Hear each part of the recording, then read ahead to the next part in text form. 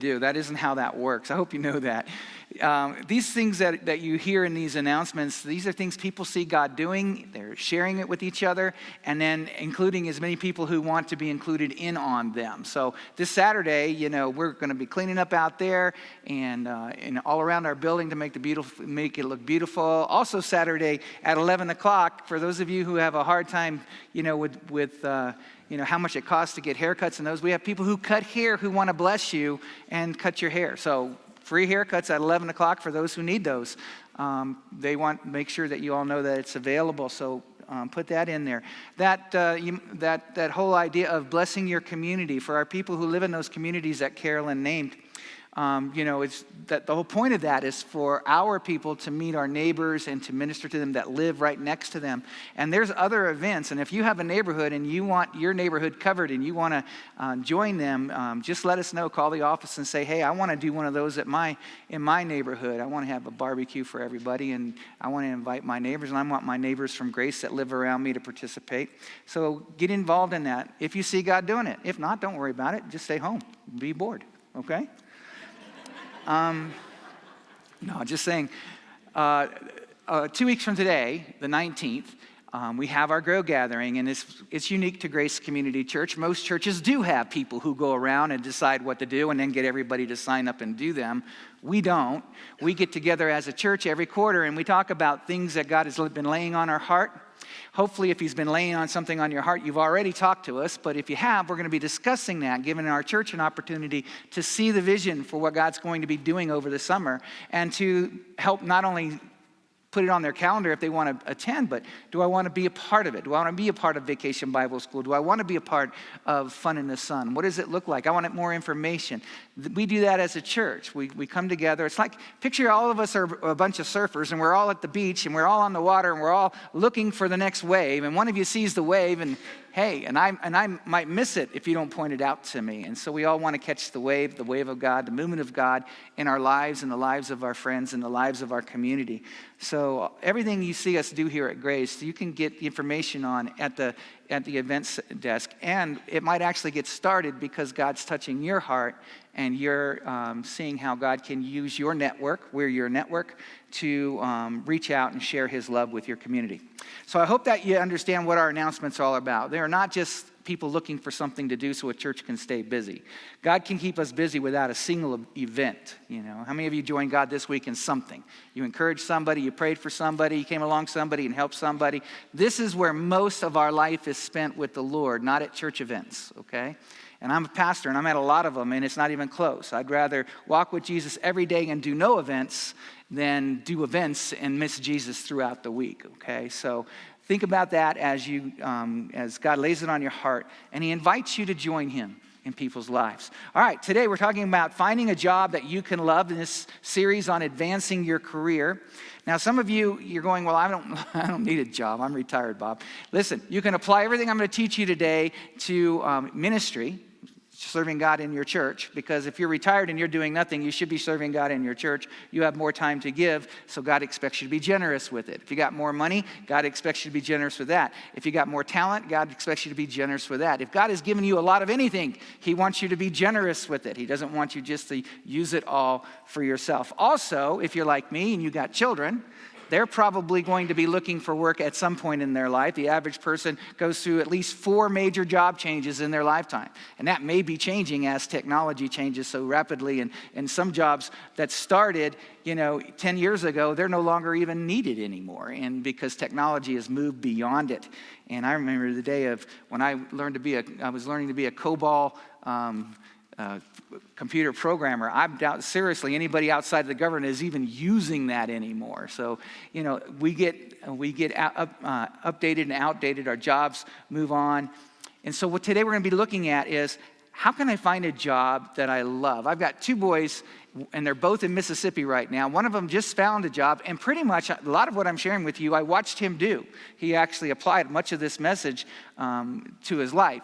I would say if I'm preaching anything that God can't bring to you without me, then I'm preaching the wrong thing. In other words, everything that I share with you on a Sunday morning, I'm just amassing things probably that God's already shared with you. So you'll be able to relate to some of these. The other one just started, and he's looking for work right now. And I know that both of them, they walk and they exercise out there with one of their friends, and they listen to my sermons. See, none of you probably do that, but my boys do that.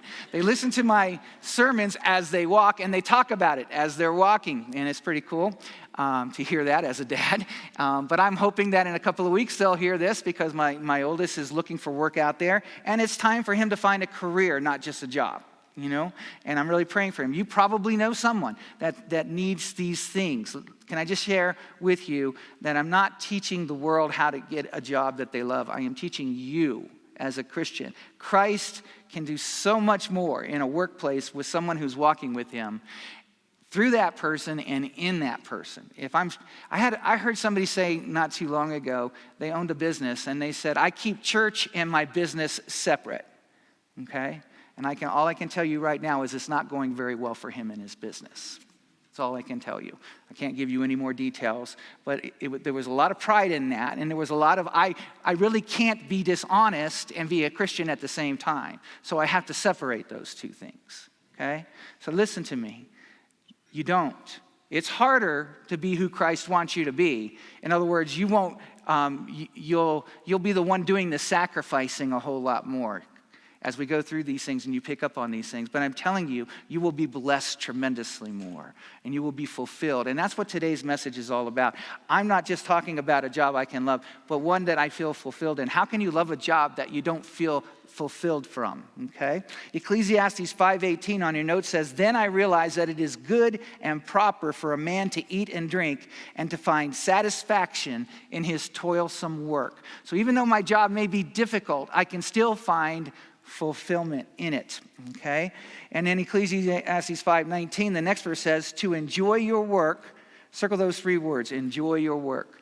To enjoy your work and to accept your lot in life, that is indeed a gift from God. We're not all rocket scientists. We're not all bankers. We're not all real estate agents. We're not all policemen and service-oriented. We all are so different. And when you think of your lot in life, think in terms of what I am made to be and do. We're not all made to be and do the same thing. But whatever we are, finding that is, according to the scriptures, a gift from God. Is a gift from God. That's amazing. I want God to give me that gift, don't you? I want to enjoy my work, and I want to find the work that is exactly what God has purposed and planned for me to be doing, because there isn't anything better in my mind to be working at. So I gave you the definition of fulfillment there. It's probably not one that you'll see in your dictionary, but it's one.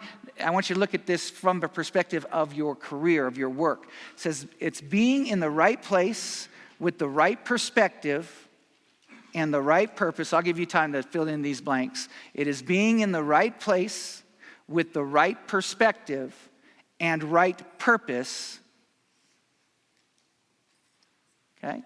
Being in the right place with the right perspective and the right purpose. Now, last week we talked about the right purpose, the worth of your work. We talked a lot about why we work and the purpose of that, okay? This week we're going to be talking about the other two, being in the right place and having the right perspective. We're going to start off with having the right perspective, okay? So number one, work for the Lord. Write that down. I am working for the Lord. That is critical if I'm going to find fulfillment in my work. Because what God does in and through me, in my relationships and in the service that I offer to Him as I serve others, there will be times when if I'm in retail where I have a customer that is just I don't want to deal with. But if I've got the right perspective, if I realize that I'm working for the Lord, even though my employer's not right there, He's right there. And it probably, by remembering that, is going to help me be a better service-oriented person, which is what we're doing in retail. We not only want those people to buy and purchase and have a good experience, but the reason we want them to have a good experience is we want them to come back, even if they got to pay a little bit more at our place than the next place. You know, I know that today with phones, I got a text the other day that said, click click this thing and go to Lowe's. It'll take you to Lowe's, and they're giving away from $5 to $500 gift certificates for today only. And so I clicked it, and I got 5, so I didn't go. But if I'd have got 50, I'd have went.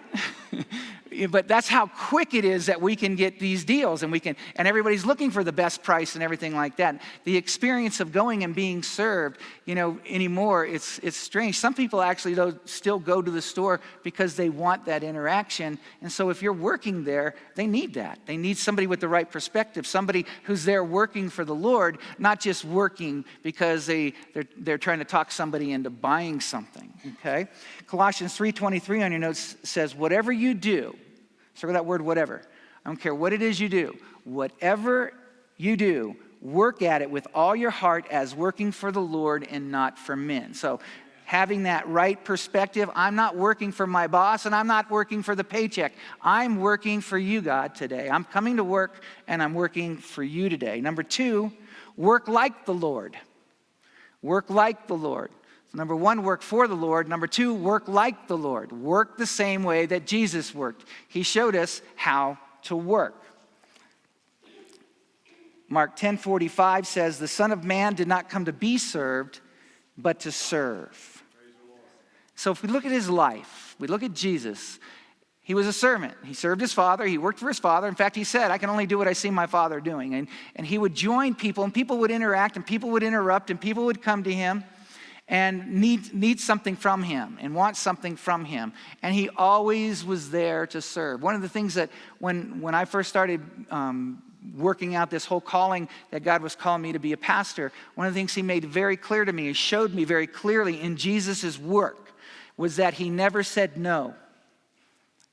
He never determined whether or not he was going to join his Father in a person's life, whether it was a tax collector, a blind man, or a Pharisee, or anyone in between. If they were coming to him, the answer was never no. It was always yes. And he did what he could do. In some cases, he healed. In other cases, he opened up spiritual truth, but he joined his Father in each of those lives. So I never turned down a funeral. I never turned down a wedding. I never turned down somebody calling me and asking me to go with them to the hospital or visit them in the hospital. I don't make a list of people to visit, but because Jesus didn't. He didn't get up in the morning and go, how many people do I need to visit this week so everybody will think I'm a good Jesus, okay?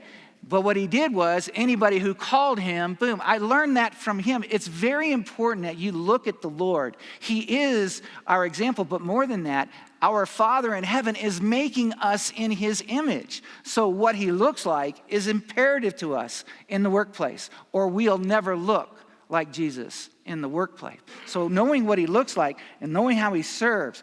On your notes there, a servant attitude, Christ had that. Become excited about making the people around you successful.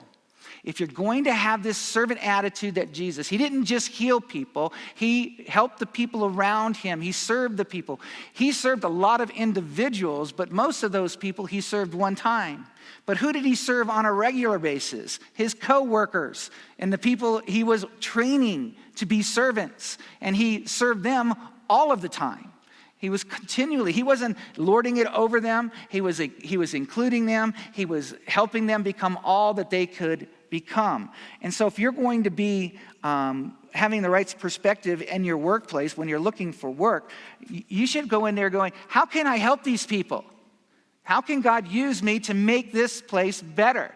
Not a better from the world's perspective, but better from God's perspective, where people are more kind and people are more open and where people are able to become all that God wants them to be. Do you ever really go to work caring about God using you to make your coworker a better person?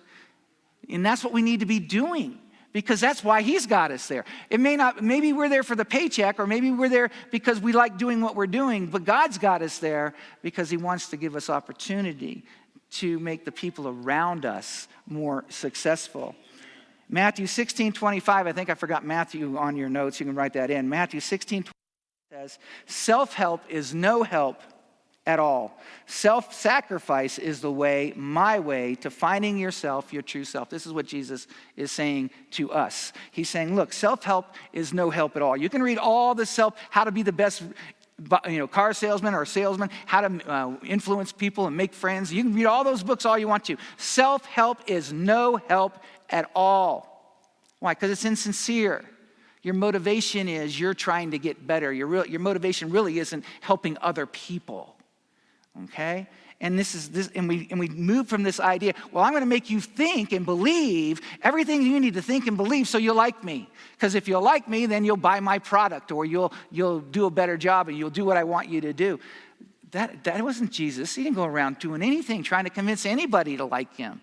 He just simply let the love of God flow through him, and he let truth ring from his voice. He was uncompromising in his ethics, and he didn't let anybody tear somebody down in his presence. And he spoke truth. And that's what God wants from us. Self-help is no help at all. Self-sacrifice is the way, my way to finding yourself, your true self. Until I begin to try to help others, I'll never find out who I am. You say, oh, yeah, lots of people don't do that, and they find out who they are. Yeah, and that equals selfish, self-centered. They're the only ones that matter. You can't count on them. You hurt them, they're gone. There's a long list of things that go with people who live for themselves. But people who live for others will never, especially with Christ living in them, will never desert you, never give up on you. They'll make mistakes and they'll hurt you. And they'll say things or not say things that bother you. Don't get me wrong, because we're people and we're in relationship. But they'll be loyal to you, and they'll never walk away from you. And they'll want the best for you, because it makes them better wanting the best for you. It makes them better joining God and helping you become all that you can be. It's just amazing. To me, it's one of the most important things. If you aren't helping the people around you become more successful, then you're not joining God in your workplace. That's it. And hey, Jesus was making, lepers more successful. Tax collectors more, the derelicts of society, outcasts more successful. Why? Because that's what he does, and that's what we do. Number 3, expect your reward from the Lord. Write that down. So I work for the Lord, I work like the Lord, and I expect my reward from the Lord. If you respect your reward from your work, pretty soon your work ethic will be based on whether or not you're getting that reward. True? If that's what you're doing, if you're looking for your reward on a bigger paycheck, then you will do what you need to do to get that. And you won't do any more. If you feel like that your work doesn't care about you because it doesn't offer you benefits or whatever, and you feel like, well, they just don't appreciate you, and that's what are you going to do then? You're basing your work on their appreciation and their reward from that. You're saying, well, they're not rewarding me. They're not giving me I wanted a raise this year. They didn't give me a raise. I hear on the news that the average salary is going up. The wages in America are going up, but mine, it hasn't gone anywhere. And that might be you. And you're going, well, if you're working for that raise, then you're missing out on God. You're not doing, and maybe you're not getting that raise because, hey, they can get, you're a dime a dozen. They can go out on the street and find anybody who doesn't care about their company. They can find anybody and pay anybody to not care about their company and just show up for work every day. But what are they doing? They're looking for people who are not only care about their own lives, but care about what they're doing there and the lives of the people around them, making the work environment better. Colossians 3:24 says, remember that the Lord will reward you, for Christ is the real master you serve. At the end of the day, you worked for Jesus today. That's what he's saying. If you're saved and you belong to God, at the end of the day, you worked for Jesus today. What does he feel about your effort? What does he feel about how you treated the people around you and how you did your job?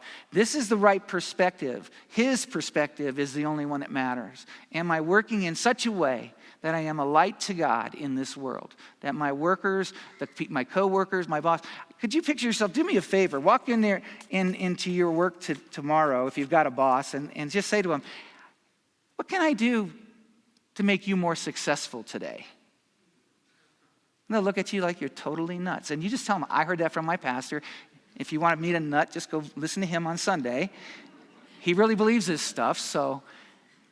But you might find out, you'll go, you know what? He might hear something like, really? Do you really care? And And that might bring you into a conversation and into a relationship you've never had before, but one that God has always wanted you to have, because maybe God put you there, and I wouldn't say maybe, he definitely put you there to help your boss be more successful, not just you. To help your boss be more successful and to help those people around you.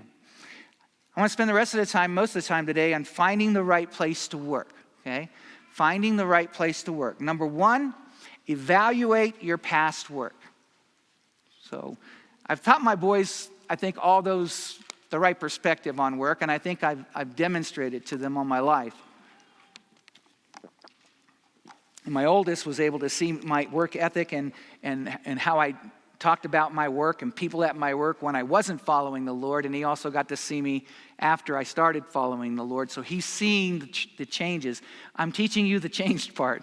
Nothing I'm teaching you today, if you're saved and you're not following Jesus, will last more than probably the length of time to walk to your car today.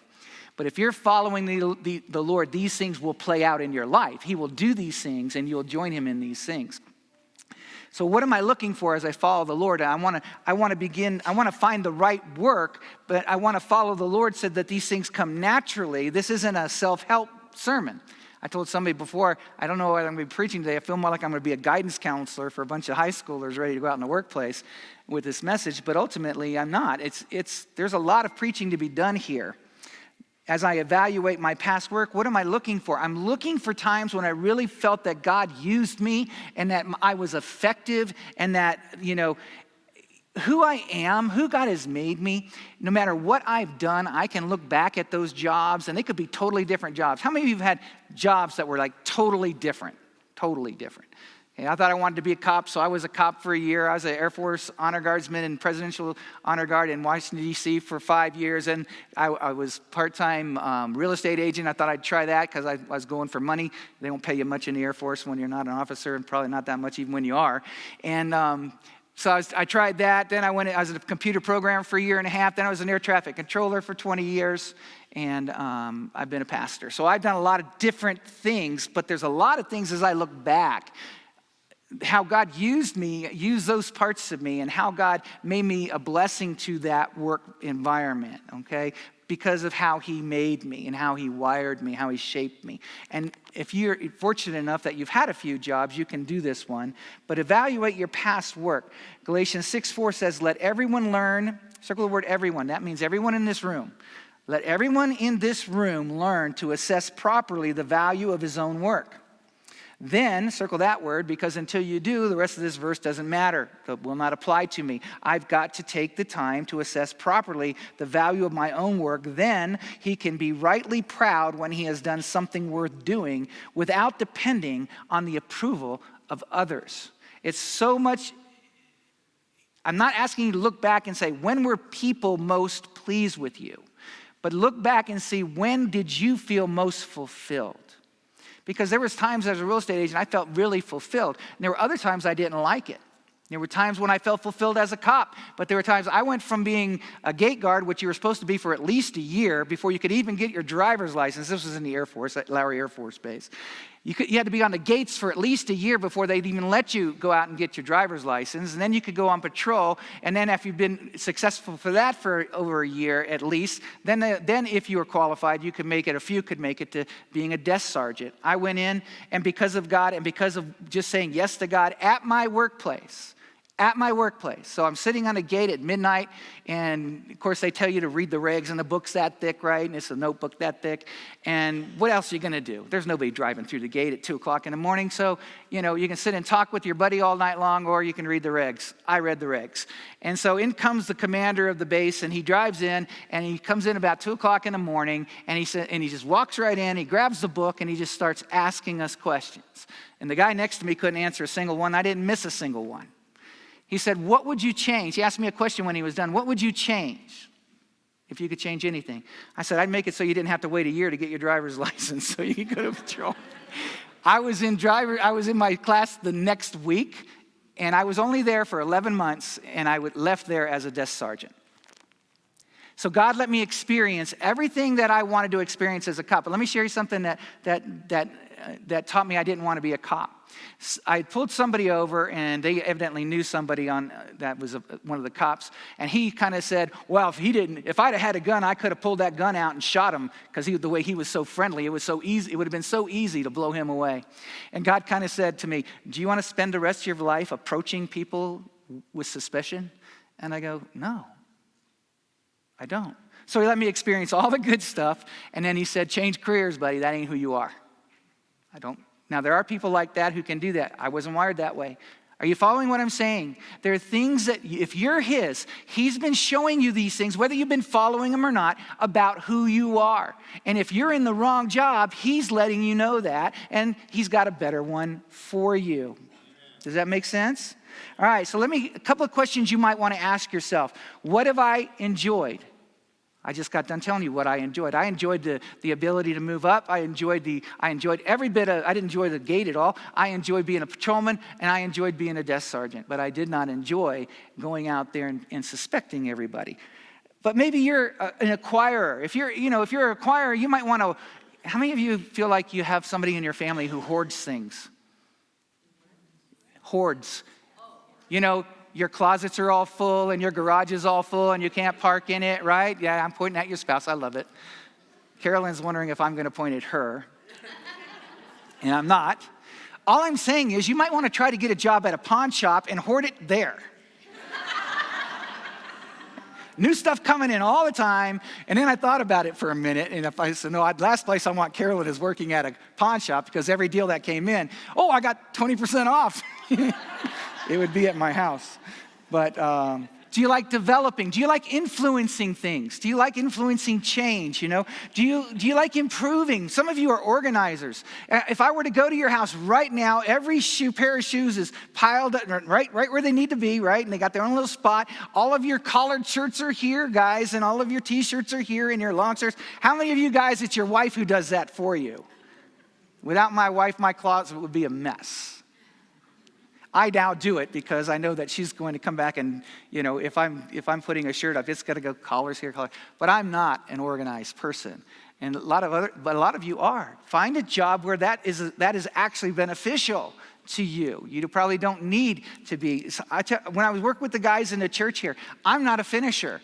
But give me a hammer and give me that nail gun, and I'll start putting the framing up all day long. I'll hang the drywall, but somebody else let them finish it.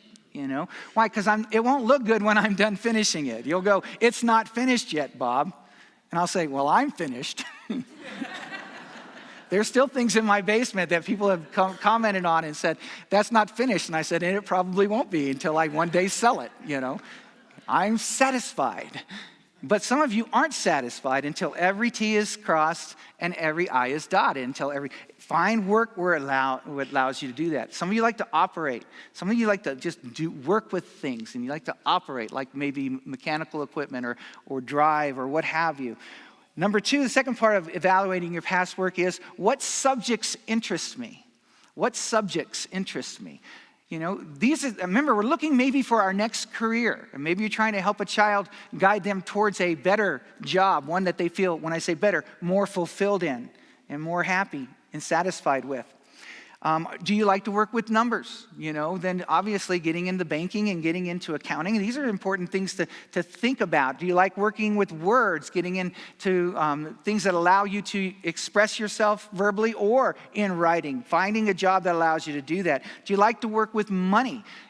Some people don't like to work with money. Your budget is just a pain, and some people, you like working with money because you like to spend money. And there are jobs out there where you get to be the one to decide that. They're called comptrollers. So go out there and find a job where you can spend somebody else's money. That doesn't reach into your bank account near as often or at all.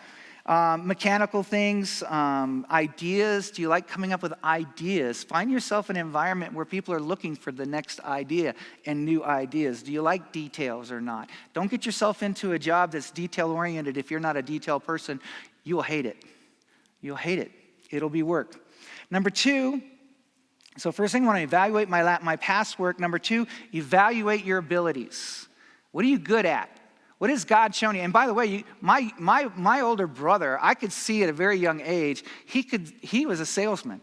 He loved to talk to people and sell them donuts. And then when that was done, sell them newspapers. And when that was done, sell them other stuff. And he loved to go out. And then I saw him with the money, so I wanted the money so I could get me a bike and pay for those things that he was getting. And it was like, I hated it.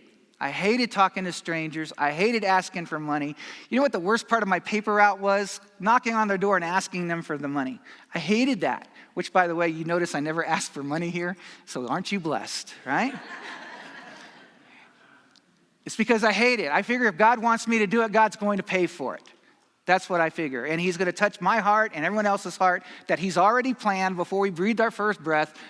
He's going to touch our hearts and we're going to pay for it. So I don't need to. I shouldn't ever have to. But there are some people who do. There are some people, honestly, that can have a congregation this size and in one sermon raise $1 million. They're that good. From you. You know, he's not getting that much from me. Yeah, but he'll get a lot more from you than I will. A lot more, because I won't even ask, right? But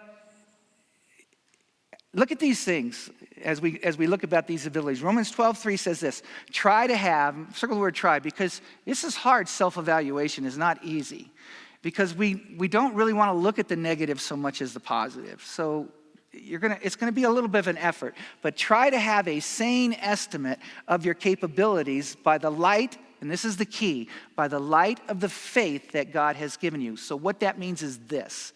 What has God shown you about who you are? What has God shown you about what you're good at? What has God shown you? Because faith doesn't enter into any part of our lives until God shows up. Okay? Moses doesn't free the Israelites until God shows up. Abraham doesn't leave his home country until God shows up. Jonah doesn't run from God until God shows up. Right? Whether we respond positively or negatively, faith can't happen apart from God happening. And so what he's saying here is have this saying by the light of the faith that God has shown you. God showed me, I had a conversation with God when, did you guys ever have a conversation with God when you were 18, 19, getting out of high school? And maybe you're like me, you wait till the last minute. Okay, high school's done. The parties on the summer, going to the beach is done. Now I'm supposed to work for a living. What am I supposed to do? Go to college, do that. Did you have a conversation with him and then you looked at your life and you looked at your opportunities? Did you do that? Did you like who do I know? Who can help me get a job? Who can do that? And I watched my friends do that, and they all knew somebody, and I had no one that could help me get a job. None that I knew of. And I remember having this conversation with God, and this is what I told God, not what God told me. This is what I told God. I told God, I can do anything those guys are doing if I just had somebody who would teach me. And God says, don't ever forget you said that. And you say, well, Bob, why do you learn how to play keyboards and bass and those kinds of things? Because I told God when I was 19 that I could learn anything as long as someone taught me. And he brought along the internet, and now I got all the teachers I need. I'm serious. I'm not good right away. Nobody's good right away. I looked up how to fillet a trout last night. And I turned my biggest trout into the smallest piece of meat that you could think of. So I'm not real good at it, and I've decided to cook them whole. And so that you get every last, you might have to play with the bones, but you get every last piece of meat at least, right? Because I'm one of those kind of people too. I don't like to throw away fish with meat hanging still on it, especially after I've filleted it. But for me, it always goes back to that. I know that God affirmed that in me. Honestly, I could build rockets if that's what God wanted me to do and somebody would teach me how. I know that. And that's just something he told about me. But I grew up and I found out not everybody had those conversations with God. Not everybody I knew. When it came time, the Washington Post in 1982 put out an advertisement. Front page, they need air traffic controllers. Take the test and go do it. I tried to talk all of my friends who didn't have very good paying jobs. I tried to talk them all into taking it with me. Not one of them would because they doubted their ability to do it. And it's like, wow, it's like God does. And this light comes on. I'm 28 years old and I'm realizing all this that I've got with God, all these things that God has told me, he didn't tell everybody the same thing, but he told me and I knew I could go And as hard as it was, and it wasn't easy for me because I was older, and the age limit was 30. They wouldn't even let anybody over 30 do it, and I was 28 when I got there. So it was tough. It was hard, and I leaned on God a lot during that time, but I wasn't following him. But he never, like I said, this is what I learned about God. He loved me, and he's always worked for the best for me no matter what. And if you love him and you're chasing the world, he's still working for the best for you. You might want to start listening to him. He can impact your life. And you'll get around to following him one day. I guarantee you, you will. If you're saved, you will. Because he who began a good work in you will bring it to completion. And there's no way God can complete a work in a Christian who's not following his son. So sooner or later, you will get there so that God can complete that work. I hope you get there sooner than later.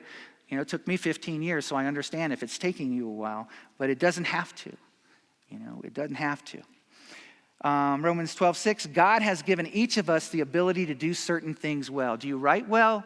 Do you speak well? I'm not a good speaker, which is why I always wondered why God wanted me to preach. But I don't really orate. I just join God and tell you what he puts on my heart. And there's a certain amount of honesty in that. You know, I didn't spend all week long learning just how to say, like, Jesus.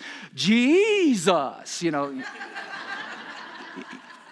Doesn't that drive you crazy? You know, it's like, how long does this guy practice? I don't practice my sermons, guys. I get the message. This morning, I honestly didn't even know a single one of these. I put them together, and I actually took some time off and went fishing. And I got back this morning, and I thought I got back last night, and I go, should I do my sermon? I go, I'm tired, God. He goes, go to bed. And I got up this morning, and I said, I put my sermon notes together on the slides, and that was it. That was it. And I said, why? Because I'm not a messenger. I'm not a message maker. I'm a messenger. And there's difference between a message maker and a messenger. A message maker has to come up with something that will interest you. A messenger just has to tell you what whoever's telling him to tell you and just say it as best he possibly can, which is all I'm doing here. Okay, God loves you. You matter to him. This stuff is real. You follow him. You don't have to hear a word I'm saying. It's all going to play out in your life. But he wants you to look at your abilities. If you're good at building, find something where you can use that. Are you good at evaluating? Are you good at performing? Are you good at selling? Believe me, if you're good at selling, I envy you. And that's one of the few things that I learned to do as I was a real estate agent. I learned to do it. I sold it and everything. But I still hate it. If they come to me, no problem. But if I have to go to them, it's huge. I won't do it. But I guess I could learn it, but I'm not going to because of the other things. Why spend my life learning things that I'm not wired to do? You know, are you asking yourself that question? I hope you are. Number 3, evaluate your work environment. Most people don't think about this. I can have the right job in the wrong environment and hate it. You know? What am I doing to make it a better environment? I might want to ask myself. But evaluate your work environment. 1 Corinthians 12:4-5 says there are different kinds of spiritual gifts and there are different ways of serving. Now, this is more from a ministry perspective, but it's just as true from a work perspective. Do I like structured environments? Do I like unstructured environments? You know, I've come to find out that I like a variety. I don't like one or the other. I like a variety. I like it to be challenging. I like new things, and I also like old things. I like the things that I'm comfortable with. So I'm more of a, I go in between. I want something that's not either structured or totally unstructured. Do you do well in stress? If you do well in stress, there are certain jobs you need to be in because people that don't do well under stress don't need to be brain surgeons. Can I just say? People ask me, Bob, was being an air traffic controller stressful for you? I said, well, there were moments when it was stressful just because a bunch of airplanes in the sky didn't want to go through a thunderstorm and you just can't make them disappear. They got to go, and they're all going for the same hole at the same time, and you got to keep them from hitting each other. In those moments, yeah, there was stressful times. But I watched the people around me, and there were some people who should not have been air traffic controllers just because they couldn't even handle the slow periods without stress. You know? But if you're good at it, man, you're needed out there in those kinds of jobs. Do you handle stress well? I mean, I want a fireman who can handle stress coming to save me if my building's on fire, right? So think about that. Or do you like less stressful situations? Don't get into a job that is going to obviously do that. I like this one, are you a competitive type of person?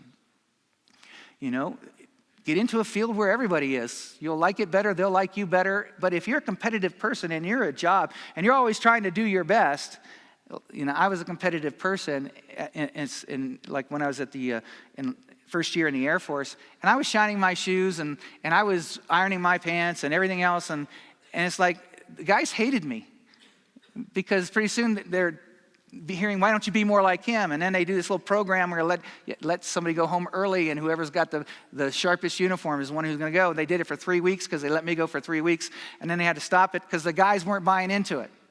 They didn't want off bad enough to shine their shoes, and they didn't want to. But that was their life, being a cop. I had a wife and a baby at home. I had more important things that I wanted to do. I didn't want to just work, okay? But I'm competitive by nature. If I get around people who aren't, I drive them crazy. Why? Because I'm going to one-up them. I don't care what it is.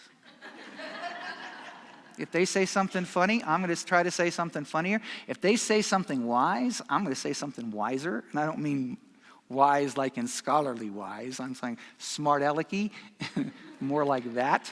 But that's the way I am. That's the way I am. How are you? Take the time.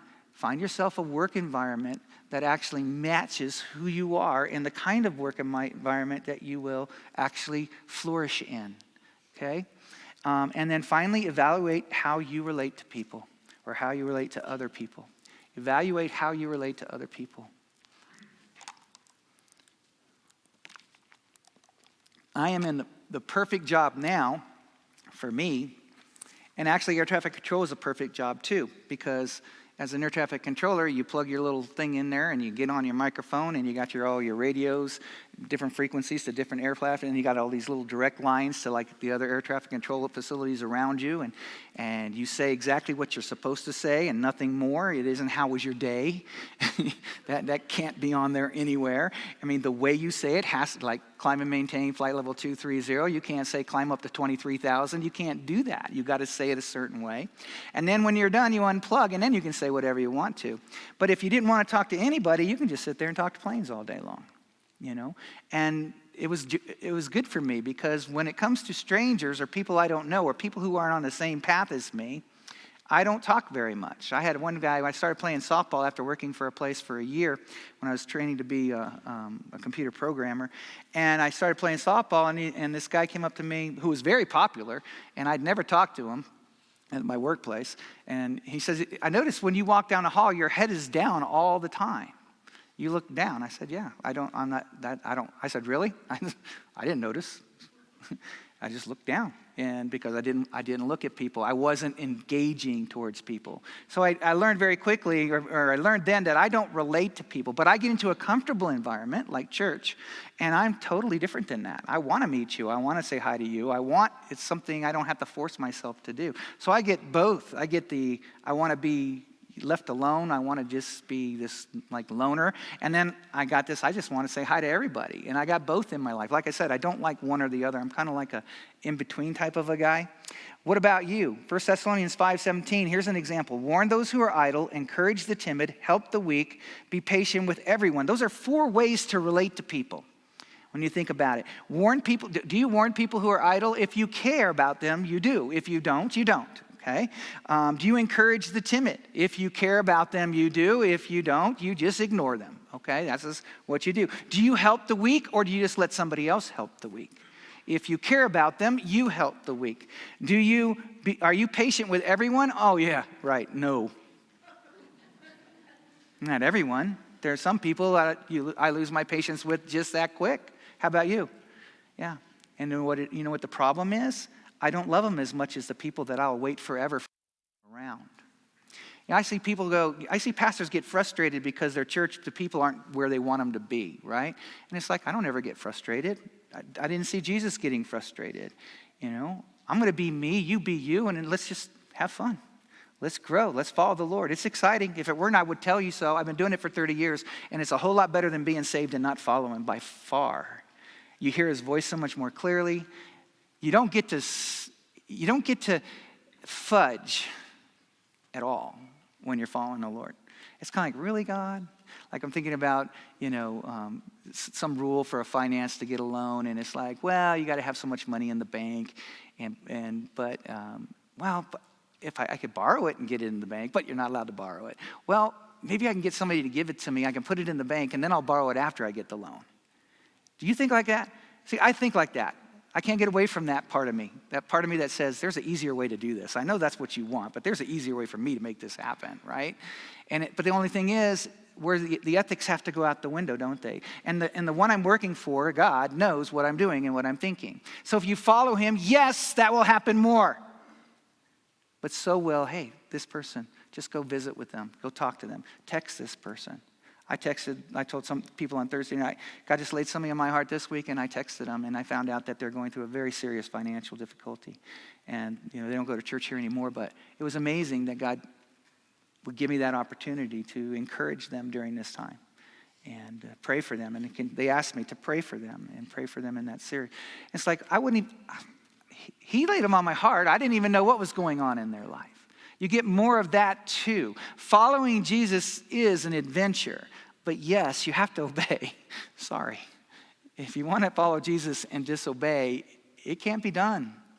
Why? Because at the heart of following Jesus is loving Jesus. As he says, Bob, if you love me, you'll obey me. The reason that you don't obey me is that you don't love me. And it's like, okay.